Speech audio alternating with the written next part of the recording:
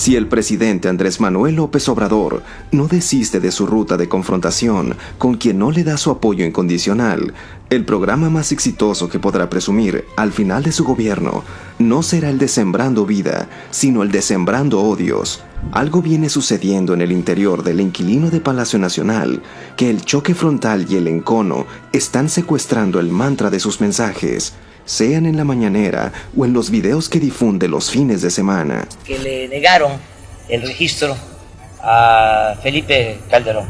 Deben de estar pensando que es una jugarreta para que luego en el tribunal se le dé marcha atrás. Que si Felipe se robó la presidencia de la República, ¿cómo? No va a poder obtener el registro de un partido político. Y eso ya no era así, ni antes del 2012 y mucho menos tras su victoria del 2018. Para muestra, un botón. Hace 10 años, el 6 de agosto del 2010, entrevistamos a López Obrador en un momento que no era electoral, a 2 años de la elección del 2012. Y en la edición, entonces solo electrónica de Reporte Índigo, titulamos aquella entrevista El otro rostro de López Obrador. El ahora presidente decía hace 10 años que hacía falta recuperar la espiritualidad. ¿A qué te refieres con espiritualidad? Pues al amor. La nueva actitud amorosa de quien 4 años antes había bloqueado por 2 meses Paseo de la Reforma tras el robo de la elección del 2006 se manifestaba. De ahí emergió el mote de AMLOV. Al escuchar al político reconciliado consigo mismo, escribíamos entonces: el que habla no es un psicólogo o un gurú espiritual, un clérigo o un hippie de los 60s. Las palabras salen de la boca de Andrés Manuel López Obrador, el más célebre político de la izquierda mexicana, quien tiene fama de fajador, de confrontador, de buscapleitos. En la entrevista que hicimos con motivo del lanzamiento de su libro, La mafia que se adueñó de México y el 2012, advertíamos que su actitud distaba mucho de ser ese político amargo, tortuoso y resentido que algunos decían. Y cuando lo cuestioné sobre su cambio de actitud, sobre ese nuevo rostro de su discurso pacificador y espiritual, advirtió: yo no he sido distinto. Lo que pasa es que no soy como me pintan.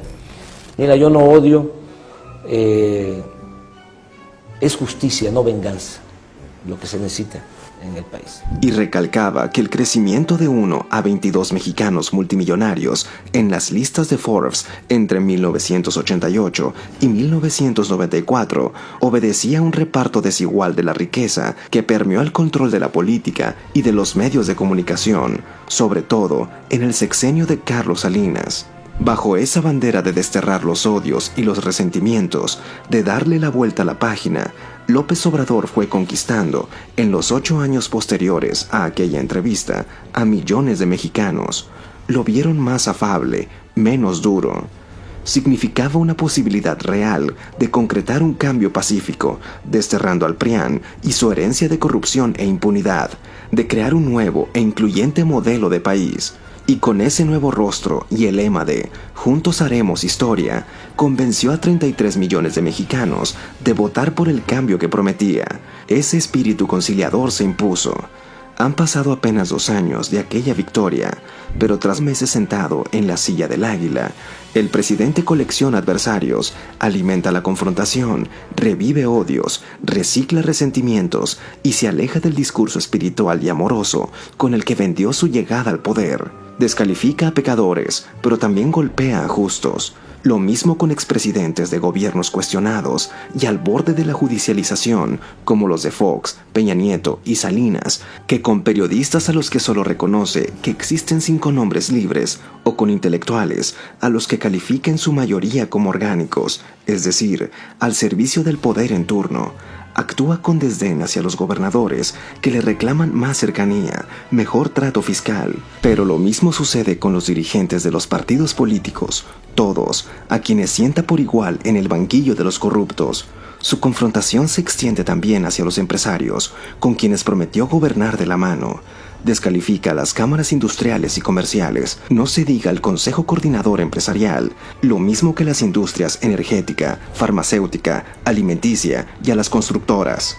Curiosamente, algunos de los nombres de aquella que él mismo calificó como mafia del poder, a los que tantas páginas le dedicó en su libro del 2010 y tanto deplora en aquella entrevista, despachan hoy como sus aliados en las obras insignia de su sexenio. Desde el Tren Maya, pasando por Dos Bocas, el Banco del Bienestar o por el Aeropuerto Santa Lucía, el discurso de "juntos haremos historia" está quedando atrás y la espiritualidad y el amor parecen sepultados por un renovado discurso que siembra no vida, sino confrontación y odio. Juntos, hoy hacemos histeria. ¿No podríamos acaso recuperar aquel espíritu amoroso que se respiró en la entrevista de agosto del 2010?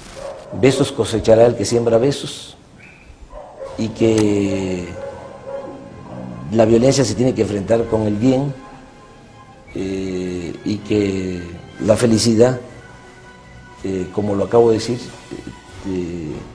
tiene que ver con la conciencia de cada uno de nosotros y que tiene que ver también con el amor al prójimo.